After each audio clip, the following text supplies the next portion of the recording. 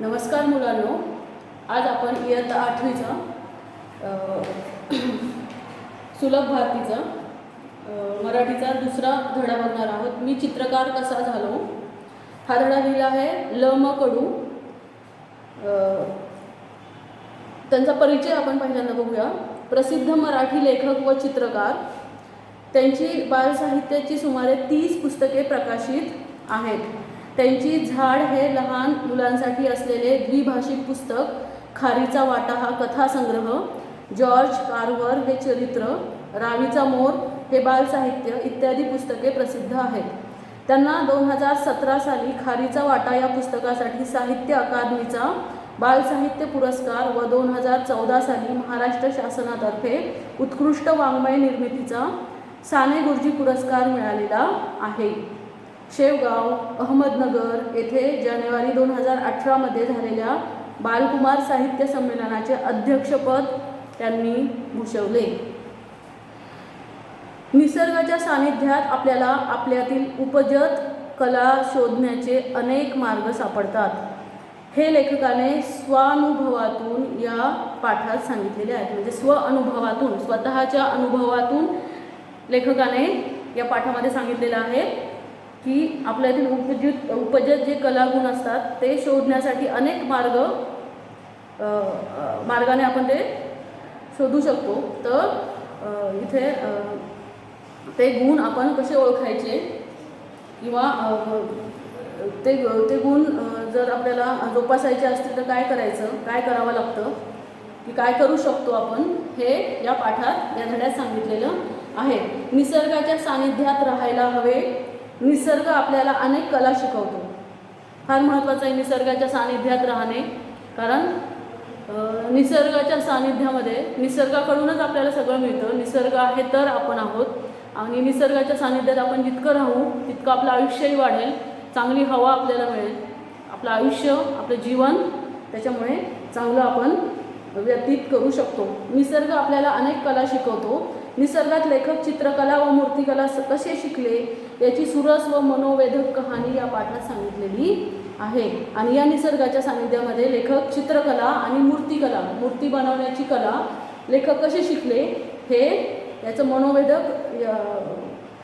मनोवेधक कहाणी या पाठामध्ये सांगितलेली आहे. मी तुमच्या एवढं असताना जे अनुभवलं, पाहिलं ते तुम्हाला सांगणार आहे. आणि मी तुमच्या एवढ्या ज्यावेळेस होतो, लहान होतो, त्यावेळेस मी काय काय अनुभवलं, काय काय पाहिलं हे मी तुम्हाला सांगणार आहे असं इथे लेखक म्हणतात. प्रथम निसर्ग.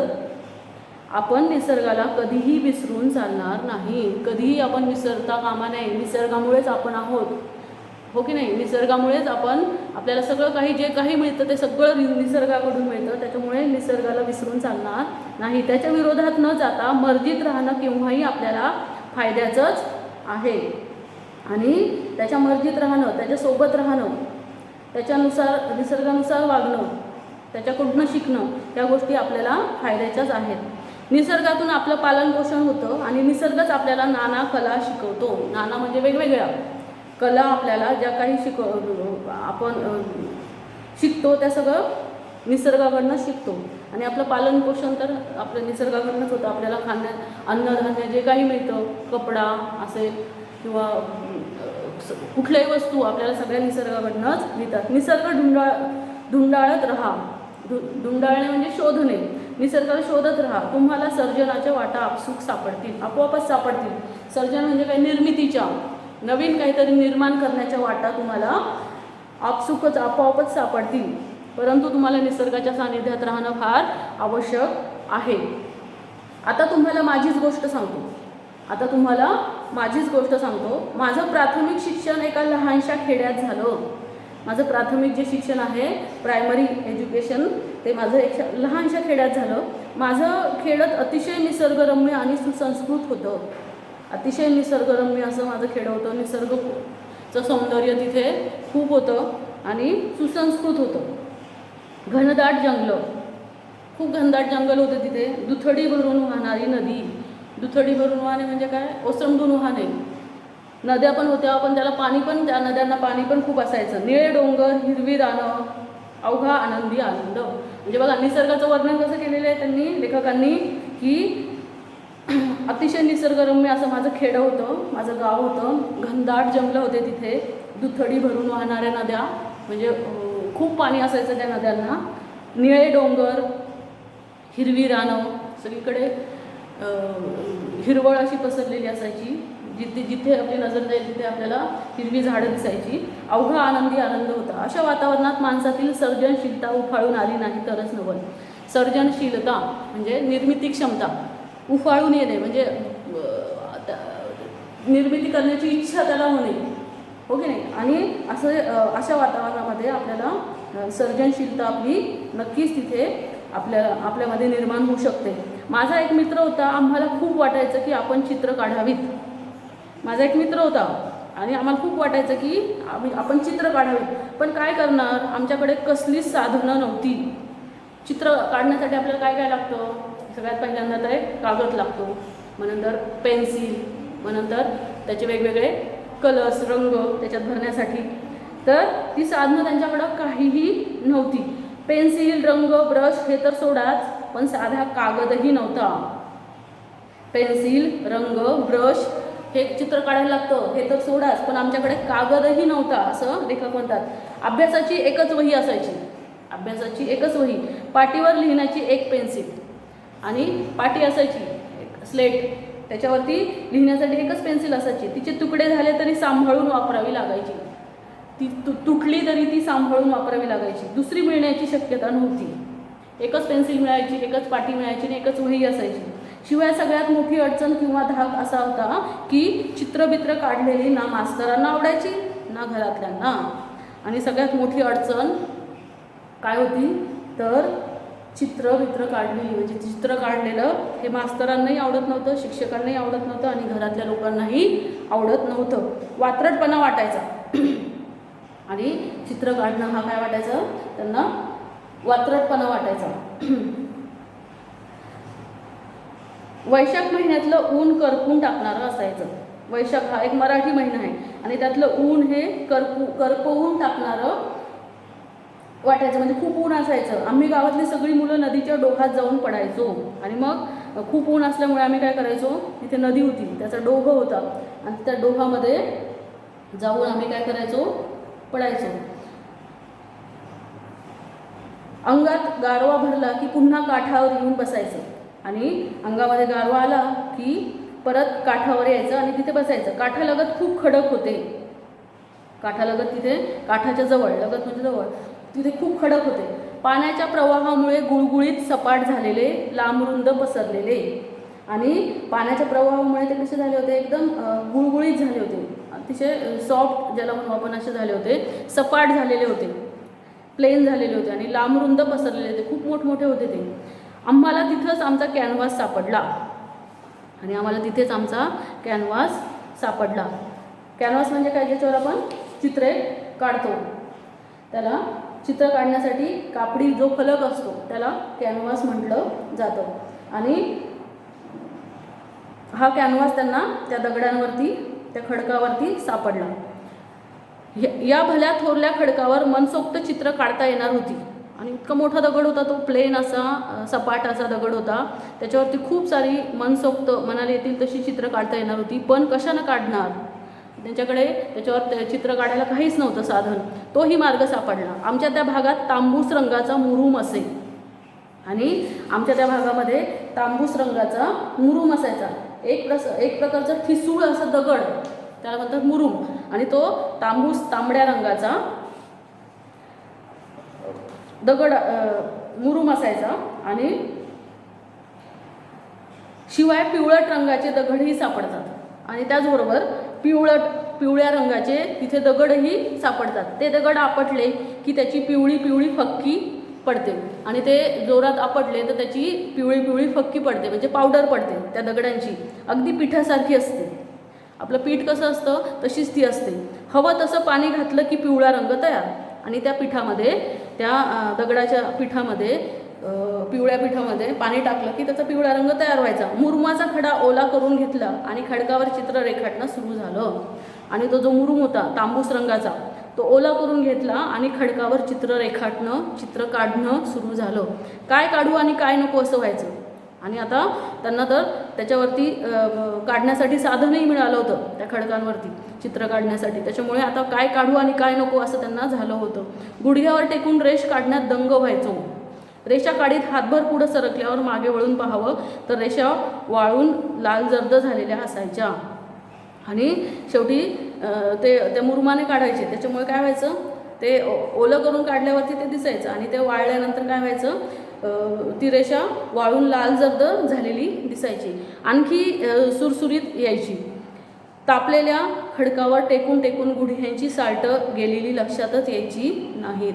आणि तापलेले खडक खूप गरम झालेले असायचे, कारण तिथे ऊन खूप असल्यामुळे खडक गरम व्हायचे आणि त्याच्यावरती ते गुडघे टेकून ते चित्र काढायचे.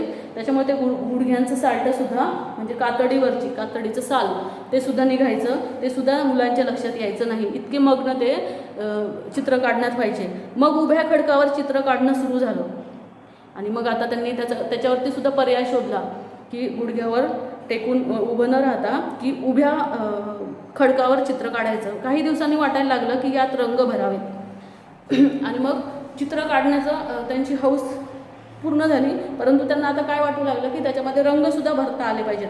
पण ते कुठून आणणार, ते रंग आता कुठून आणणार. त्या दिवसात काटेसावर फुलते, लाल भडक होते आणि त्या दिवसामध्ये काटेसावर फुलते आणि ती लाल भडक होते. काटेसावर म्हणजे एक प्रकारची कापसाचे झाड, त्याला काटेसावरी म्हणतात. आणि ती लाल भडक होते. तिच्या फुलातले पराग पाण्यात चुरगाळले की जांभळा रंग मिळतो. आणि त्याचे जे पराग असतात फुलातले ते जर पाण्यात चुरगाळले आपण तर त्याचा जांभळा रंग, चोळामोळा करणे म्हणजे पाण्यामध्ये, त्याचा जांभळा रंग व्हायलेट कलर आपल्याला मिळतो. शेंद्री नावाच्या वनस्पतीच्या बोंडातल्या बिया भगवा रंग देतात. आणि शेंद्री नावाची एक वनस्पती आहे, तिच्या बोंडातल्या बिया, बोंड म्हणजे बियांचा जो गर असतो त्यातले जे बिया असतात त्याचं बिया भगवा रंग देतात, म्हणजे केशरी रंग. भगवा म्हणजे केशरी रंग देतात. काही पानांचा हिरवा केला आणि काही पानांपासून त्यांनी हिरवा रंग बनवला. चुन्याचा पांढरा, कुंकवाचा लाल आणि दगडाचा पिवळा होताच. आणि चुन्याचा पांढरा रंग बनवला, कुंकू जे असतं त्याचा लाल रंग बनवला आणि दगडाचा पिवळे दगड तिथे होते त्याचा पिवळा रंग पण ते त्यांनी बनवला. बांबूची कोळी काडी घेऊन पुढचं टोक ठेचलं आणि बांबूची एक कोळी काडी घेतली त्यांनी आणि त्याचं पुढचं जे टोक असतं ते ठेचलं. त्यांनी काय केलं, त्याचा ब्रश बनवला आणि त्याचा ब्रश तयार झाला. तहानभूक हरपून आम्ही दगडावरची चित्र रंगवत बसायचो आणि खूप मग्न व्हायचो आम्ही ते चित्र रंगवण्यामध्ये. नजर जाईल तिथपर्यंत चित्र. थोड्या दिवसांनी पाऊस यायचा, नदी वाहायला लागायची. आमची चित्र नदीच्या पोटात गडप व्हायची. गडप होणे म्हणजे गायब होणे. आणि मग काय व्हायचं, थोड्या दिवसांनी उन्हाळा संपला की पावसाळा सुरू व्हायचा आणि मग पाऊस यायचा आणि नदी खूप वाहू लागायची, ओसंडून वाहू लागायची. आणि त्याच्यामुळे काय व्हायचं, ती चित्रे सगळी पुसून जायची, नदीच्या पोटामध्ये गडप व्हायची. कारण त्या नदीच्या काठावरती जे दगड होते, मोठमोठे खडक होते, त्याच्यावरच ते मुलं चित्र काढायचे. त्याच्यामुळे पावसाळ्यामध्ये नदीला पाणी आलं की ते गायब होऊन जायचे, गडप होऊन जायचे. मी जे काही व्यक्तिगत सांगतो आहे ते एक उदाहरण आहे. निसर्ग किती परीनं आपल्याला देत असतो, ओके नाही. त्यांनी ते उदाहरण दिलेलं आहे. निसर्ग किती परीने आपल्याला देत असतो. किती सारे रंग त्या मुलांनी बनवले बघा, निसर्गाकडूनच घेऊन. हे लक्षात येईल. मला इतकंच म्हणायचं आहे की साधनं नाहीत म्हणून अडून बसण्याचं कारण नाही. बघा, त्यांच्याकडे एकही साधन नव्हतं, मुलांनाकडे चित्र काढण्याचं एकही साधन नव्हतं, परंतु ती साधने त्यांनी निसर्गाकडून घेऊन निर्माण केली. त्याच्यामुळे इथे लेखक काय म्हणतात की साधनं नाहीत म्हणून अडून बसण्याचं कारण नाही. तुमच्या इच्छा तीव्र असतील ना तर साधनांशिवाय साधना करता येते. साधनांशिवाय सुद्धा साधना, तपस्या करता येते किंवा त्या गोष्टींचा प्राप्त आपण त्या गोष्टी करू शकतो असं इथे लेखक म्हणतात. आता हेच पहा, श्रावण सरता सरता पाऊस कमी व्हायचा पण नदी वाहतच असायची. आणि श्रावण संपता सरता म्हणजे संपता पाऊस कमी व्हायचा आणि नदी वाहतच असायची. आमचा कॅनव्हास म्हणजे खडक मोकळा व्हायला पार चैत्र महिना उजाडायचा. आणि चैत्र हा पण एक मराठी महिनाच आहे. आणि कॅनव्हासचे खडक मोकळे होण्यासाठी म्हणजे त्याच्यावरून पाणी वाहतच राहायचं. त्याच्यासाठी पार चैत्र महिना उजाडायचा. तोवर काय करायचं, आणि मग तोवर तेवढे महिने काय करायचं, त्यातूनच आम्हाला मातीचा नाद लागला. आणि मग त्या वेळेमध्ये आपण काय करता येईल आपल्याला, तर त्यांना मातीचा नाद लागला. लालभडक मऊशार माती हाताला लोण्यासारखी वाटायची. बटर कसं असतं, लोणी म्हणजे बटर, त्या किती सॉफ्ट असतं, मऊ असतं. तर ती जी लालभडक तिथली माती होती, मऊ आणि लालभडक, ती लोण्यासारखी वाटायची. मूर्ती कराव्यात असं ठरलं. मग त्यांच्या मनात कल्पना आली की आता आपण चित्र तर काढू शकत नाही, मग आपण मूर्ती कराव्यात. पण हा मातीचा खेळही लपून छपून करावा लागला. आणि हे सुद्धा लोकांना, त्यांच्या घरच्यांना आवडत नव्हतं मूर्ती बनवणं. कधी गोठ्याच्या मागच्या बाजूला नाही तर गावातील मंदिराच्या बकुळीच्या झाडाखाली आमचा उद्योग चालायचा. म्हणजे लपून छपून, कुणालाही दिसू नये म्हणून ते लपून छपून ते मूर्ती बनवायचे. मूर्ती करून वाळत ठेवल्या की काही काळानं त्यांना तडे जाऊन ढासळायच्या. आणि काही काळाने काय व्हायचं, त्यांना तडे जायचे, ते तुटून जायच्या त्या मूर्ती. त्या एकदा सुकल्या वाळल्या की त्या तुटून जायच्या, हिरमोड व्हायचा. आणि मग ते मुलं नाराज व्हायचे, त्यांच्या मूर्ती एवढ्या मेहनतीने बनवलेल्या तुटल्या की त्या नाराज व्हायचे. त्यावर काहीतरी उपाय शोधायलाच हवा होता. आणि त्यावर काहीतरी उपाय शोधायला हवा होता. त्या मुलांनी मग तिथे सुद्धा डोकं वापरलं. विचार करता करता लक्षात आलं की गाईचं शेण ओलं असताना जसं असतं तसंच ते वाळल्यावरही राहतं. आणि मग लक्षात आलं त्यांच्या, गाईचं जे शेण असतं ते ओलं असताना जसं असतं तसंच ते वाळल्यावरही असतं, असं लेखकांना डोक्यात विचार आला. त्याला तडे जात नाहीत आणि त्या शेणाला कधीही तडे जात नाहीत. आम्ही शेण मातीत मळून घेतलं. मग त्यांनी काय विचार केला की आपण जर त्या मातीमध्ये शेण टाकलं तर मग ह्यालाही तडे जाणार नाहीत. आता मूर्ती थोड्या टिकायला लागल्या. आता पहिल्यापेक्षा थोड्याशा त्या मूर्ती जास्त काळ टिकायला लागल्या. तरीही जास्त दिवस झाल्यावर बारीक बारीक तडे जाऊन ढलप्या पडायच्या. तरीही काही दिवस झाल्यानंतर त्याला बारीक बारीक तडे जायचे आणि त्याच्या ढलप्या पडायच्या. ढलप्या म्हणजे तुकडे, त्याचे तुकडे पडायचे. पुन्हा विचार सुरू.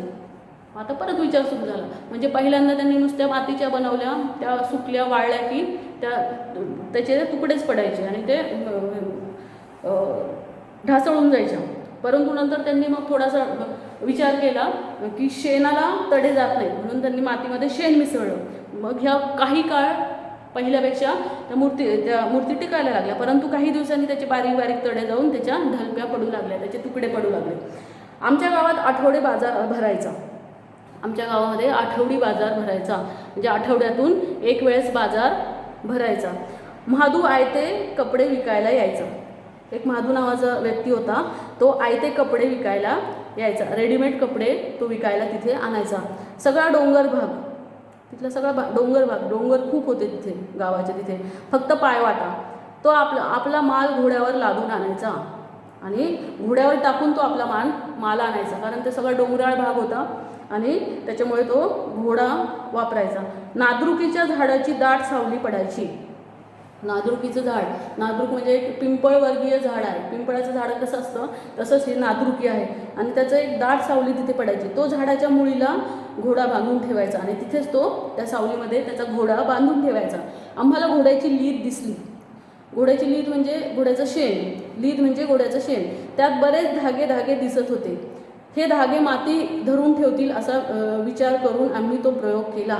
आणि त्याच्यामध्ये जे धागे त्यांना दिसायचे, जे दोरे दिसायचे, ते धागे ती माती घट्ट धरून ठेवतील आणि त्या मूर्ती तुटणार नाहीत असं त्यांनी विचार केला. आता आमच्या मूर्तींना बिलकुल तडे जात नव्हते.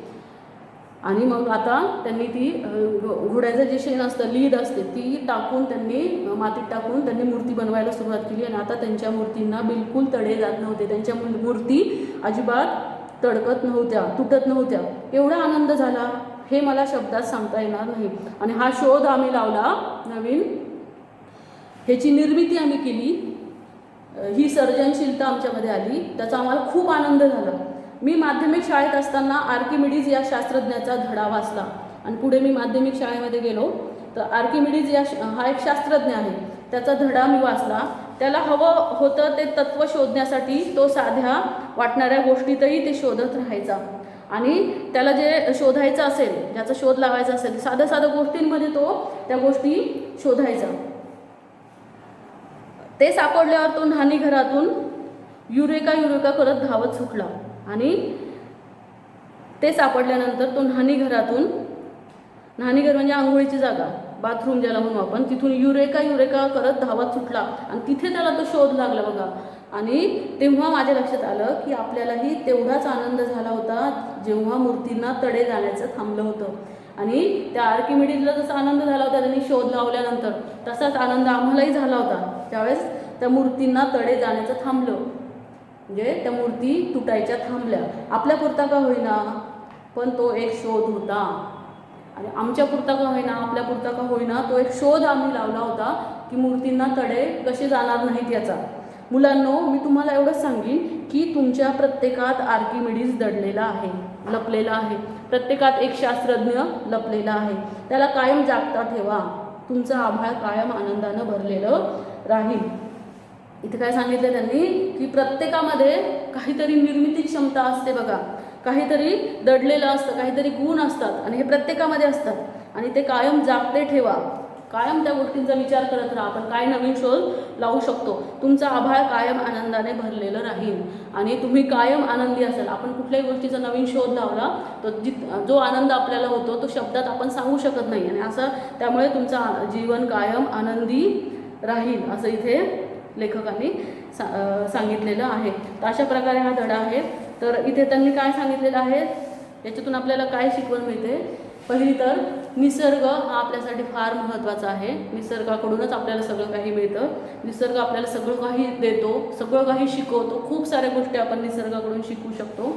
आणि आपल्याकडे जरी साधनं नसतील, आपल्याकडे जरी काही साधनं नसतील काही करण्यासाठी, तरी आपण कुठेही थांबता कामा नये. आपण निसर्गाकडून सगळं काही घेऊ शकतो.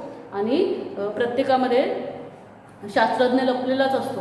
आणि आपण म्हणजे कुठलीही गोष्ट असाध्य नाही असं या पाठातून आपण बोध घेऊ शकतो, शिकवण घेऊ शकतो. तर अशा प्रकारे हा धडा आहे. तर याचा आपण आता स्वाध्याय बघूया. लेखकाने पाठात कलेसंबंधी वर्णिलेले 2 विषय. लेखकाने पाठामध्ये कलेसंबंधी कुठले 2 विषय वर्णिलेले आहेत, वर्णन केलेले आहेत. तर पहिला आहे चित्रकला, दुसरा आहे मूर्तिकला. काय ते सांगा. मूर्तीला तडे जाऊ नये यासाठी लेखकाला सापडलेला उपाय. मूर्तीला तडे जाऊ नये म्हणून लेखकाला कुठला उपाय सापडला, तर गाईचे शेण लावून त्यावर घोड्याची लीद लावणे. गाईचं शेण लावल्यानंतर त्याच्यावरती घोड्याची लीद लावणे हा उपाय त्याला सापडला लेखकाला. लेखकाचा कॅनव्हास काय होता. पाण्याच्या प्रवाहामुळे गुळगुळीत सपाट झालेले, लांबरुंद पसरलेले काठालगतचे खडक हा त्यांचा कॅनव्हास होता चित्र काढण्यासाठी. पुढचं आहे लेखकाने त्यांच्या खेड्याचे सांगितलेले विशेष. काय सांगितलेलं आहे. एक तर त्यांचं खेडं निसर्गरम्य होतं आणि दुसरं सुसंस्कृत होतं. पुढचा प्रश्न आहे लेखकाच्या खेड्याचे सौंदर्य वाढवणारे घटक. सौंदर्य वाढवणारे घटक कुठले कुठले आहेत. घनदाट जंगल, निळे डोंगर, हिरवी राने आणि दुथडी भरून वाहणाऱ्या नद्या किंवा नदी. योग्य जोड्या जुळवा.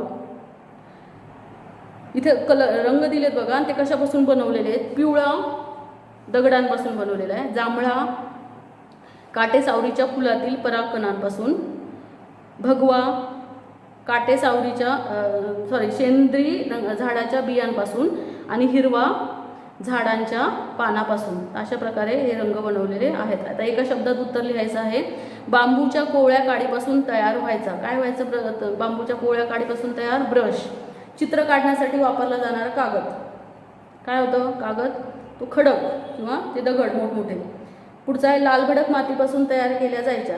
काय केल्या जायच्या मातीपासून तयार. मूर्ती. ओलं असताना जसे असते तसेच वाळल्यावरही असते. काय असते. शेण. घोड्याच्या शेणाला म्हणतात लीद. घोड्याच्या शेणाला काय म्हणतात. लीद. पुढचं आहे तुमच्या इच्छा तीव्र असतील तर साधनांशिवाय साधना करता येते. या विधानाचा तुम्हाला समजलेला अर्थ लिहा. सांगा. म्हणजे आपल्याकडे साधने जरी नसतील तरी आपण साधना करू शकतो याचा तुम्हाला समजलेला अर्थ इथे स्पष्ट करायचा आहे. म्हणजे प्रत्येकाच्या मनामध्ये काही ना काहीतरी इच्छा असतात आणि त्या पूर्ण करण्यासाठी प्रत्येकजण आटोकाट प्रयत्न करतो. इच्छा पूर्ण करण्याची जिद्द असणे महत्त्वाचे आहे. त्यासाठी मनात एकच ध्येय खोल आपण रुजवलं पाहिजे. त्याचा कायम ध्यास आपल्या मनामध्ये असायला हवा. इच्छा पूर्ण होत नाही म्हणून मध्येच प्रयत्न सोडून देऊ नये, हे दुर्बल मनाचे लक्षण आहे. कधी कधी इच्छापूर्तीची साधने मिळाली नाहीत अशी तक्रार ऐकू येते आणि हेही तितकंसं बरोबर नाही. इच्छा तीव्र असतील तर साधनांशिवाय ती पूर्ण करण्याची उमेद हवी. खरी साधना जो करतो त्याला साधनांशिवाय इच्छेचे फळ मिळते. म्हणजे इच्छा पूर्ण करण्यासाठी साधनांशिवाय आपल्याला साधना करता येते. त्याच्यासाठी इच्छा प्रबळ आपल्या पाहिजे. पुढचं आहे, खालील दिलेल्या शब्दातून नाम व विशेषणे ओळखून त्यांच्या योग्य जोड्या लावा. आता आधी आपल्याला नाम वेगळं करायचं आहे आणि विशेषण वेगळं करायचं आहे. तर ह्यातले नामं कुठली आहेत? पहिलं आहे डोंगर, दुसरं आहे राने, तिसरं आहे सावली आणि विशेषणे हिरवी, निळे आणि दाट. आता यांच्या जोड्या लावायच्यात आपल्याला. तर हिरवी काय आहेत? राने, निळे डोंगर आणि दाट सावली. तर अशा प्रकारे याचा स्वाध्याय होता. इथे स्वाध्याय आपला या धड्याचा संपला. धन्यवाद.